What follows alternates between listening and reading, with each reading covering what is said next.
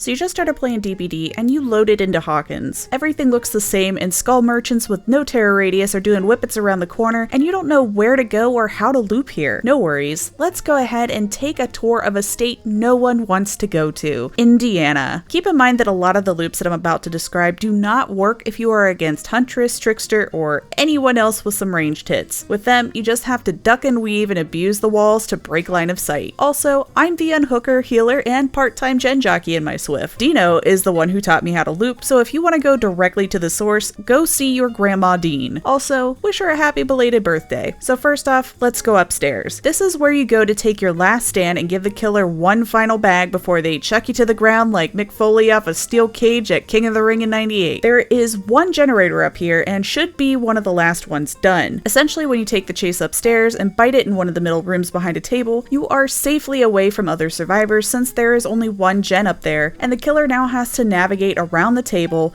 through the door, and down the stairs. I'm a Neo main and I never take boil over, and let me tell you that so many killers have struggled to get Panini out that door and to the hook that I've almost wiggled free. Other than going up here to get the killer away from your compatriots or working on the gen because you're down to 1 or 2, only come upstairs when you are ready for your hook. The angle on most of the windows will almost always result in a slow vault, and the whole area is incredibly unsafe. It just takes the killer extra time to down you, fit you through the door, down the steps, hook you, and then go down more steps. If you run balanced landing, then you can also drop down the hole near the generator and GTFO. So let's scoot on down to area 6 on the map on room 5 side. This is essentially the stairwell area. There will not be a generator here, but you will find a pallet that is not the safest pallet in the world, but it can be used to chain to the next room. Essentially, if you have the pallet positioned against room 5, so against the wall with the door on it, then it is a bit safer because you can drop the pallet and move into room 5 and stay pretty safe if the killer decides to break the pallet. If the pallet is on the other side, then the killer can essentially cut you off if you try to move to room 5 or go upstairs. Basement also spawns right there, so it can be extra dangerous if you go down here. If the pallet ends up against the other side, if you drop it as you come down the stairs, veer off towards room 7 so that the killer has to go around the obstacle or break the pallet instead of having a straight shot at you. On the other side of 6, we have the little pallet nook, which is one of the safer pallets in Hawkins because it is longer on the sides. If the killer tries to mind game you, you can just play peekaboo from behind all the garbage until they decide to commit to you. Otherwise, you circle until they get close, slam the pallet down, and move on to room 7. Keep in mind that when you drop the pallet, do your absolute best to make sure the killer is against the wall. You want to be on the side with the exit so you can run. Otherwise, the killer can break the pallet and catch up to you because you have to go around the pile of junk to the next room. The 4 corners are not always the same room, so I will tell you some of the loops that may appear in 2, 5, 7, and 10. This is one of Deenoh's favorite loops, and you can abuse the ever-loving Christ out of this room. If you have balanced landing, you can vault and trigger that perk. Essentially, this room can be an extremely safe loop so long as the pallet is up.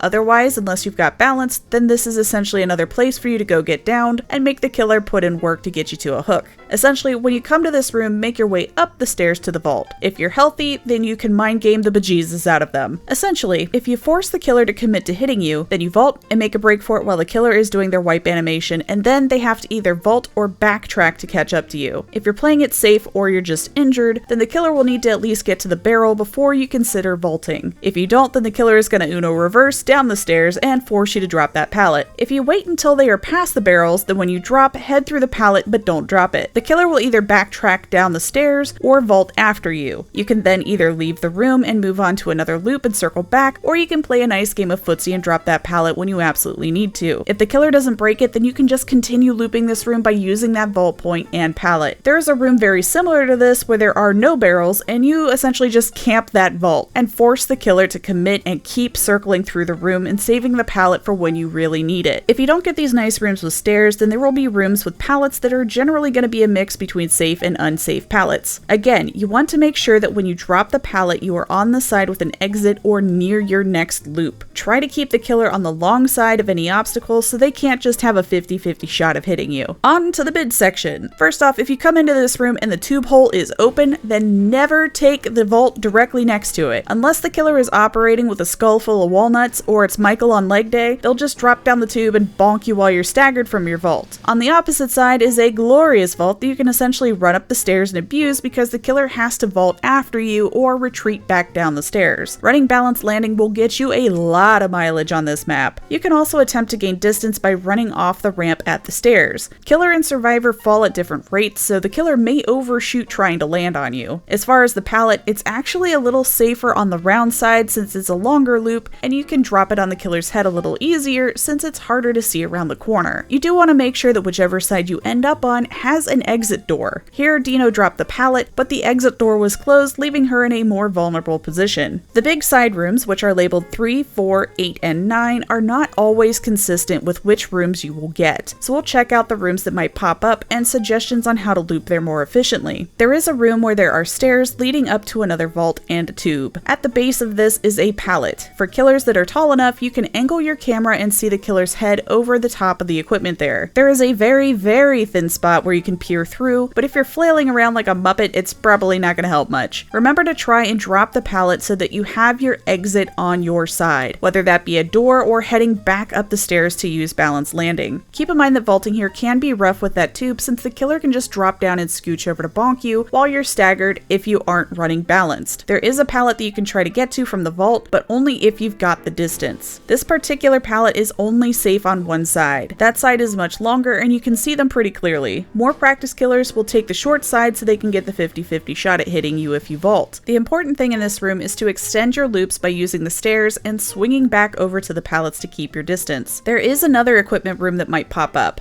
There are two pallets here. The first pallet is only safe if the killer is on the longer side. If they're coming at you from the short side, then they're going to be able to tee off on your noggin if they guess correctly on if you vault. The other one is only safe if the killer is against the wall. This way the killer will need to either break the pallet or move around the obstacle. If the pallet isn't being broken, then you can either sit here and mind game and pretend you're going to vault, or you can take the stairs, vault, drop down, slide over the pallet, and rinse and repeat as needed until the killer breaks the pallet. Sometimes you can cheese the killer by dropping into the tube and crouching so that they just leave the tube and there you are, still in the tube while you frantically try to save that replay so you can throw it up on YouTube. Now let's check out the forklift rooms. This is the forklift room with small steps. Now generally you're going to want to run through this pallet right here because the killer can more or less go around the obstacle by the time you finish dropping the pallet and starting your vault animation, unless you can get the killer to a longer side. Obviously if the killer is tickling your chocolate starfish, then drop that pallet. If you've got distance, you can run through and loop to the next pallet, which is significantly more safe. This will let you chain your loop back around to the other pallet. The important thing is making sure the killer is stuck on the longer side of the obstacle. Also, there are some steps you can go up to get to the pallet as well. Again, balanced landing is outstanding in Hawkins. So if you need to GTFO and you have it, just drop off here and make a break for it. Once the pallets are broken, make like Mufasa and tell your children never to go there. The other forklift room essentially has two pallets and a dead zone between. Neither pallet is super safe. Essentially, if you are looping like this, the killer can lunge from the barrels and hit you if you aren't quick. Same thing with the other pallet. Again, you want to make sure that you know which direction you want to go to from the loop. Give them the old stun and run and get to your next loop. If you sit there and wait for them to kick the pallet, then you won't have the space to make it to the next location. Now on to the butthole room. First off, you might notice a pallet that is hanging out in the control area near where the basement can spawn. Before you loop here, you want to take a look at your escape routes. If the door is open into mid, you want to make sure that if the killer breaks the pallet, that you've got a clear shot into mid to continue your loop. As a rule, if there is a pallet between you and the killer, you want to position yourself to be on the side closest to your next looping location. Otherwise, you have to head over to either 2 or 10 on the map, and there really aren't that many pallets to defend you on the way there. There is a vault off the steps on the way to 2, so if you have enough distance you can life out of there, but otherwise you'll lose the momentum. Moving into the main section of the butthole room, we have that nice little area at the top. If you have balanced landing, you will be living your best life because you can vault or drop down and skedaddle. Otherwise, this is where you play some serious chicken with the killer. If you're at full health, you can literally just force the killer to come over and try to love tap you. There are some killers that will just say screw it and come straight at you, which would definitely make this area very spicy if you don't have balanced landing or something to get yourself out of there quickly. Otherwise, just let the killer mind game themselves while you run at this vault and force them to try and hit you. Essentially, once they get past this first railing with the little gap, it's time to scooch. Once they hit that point, they've committed to you, and it's time to break their hearts and leave them on red and vault. This will force them to backtrack and drop through the hole or vault after you. Good luck out there, kids.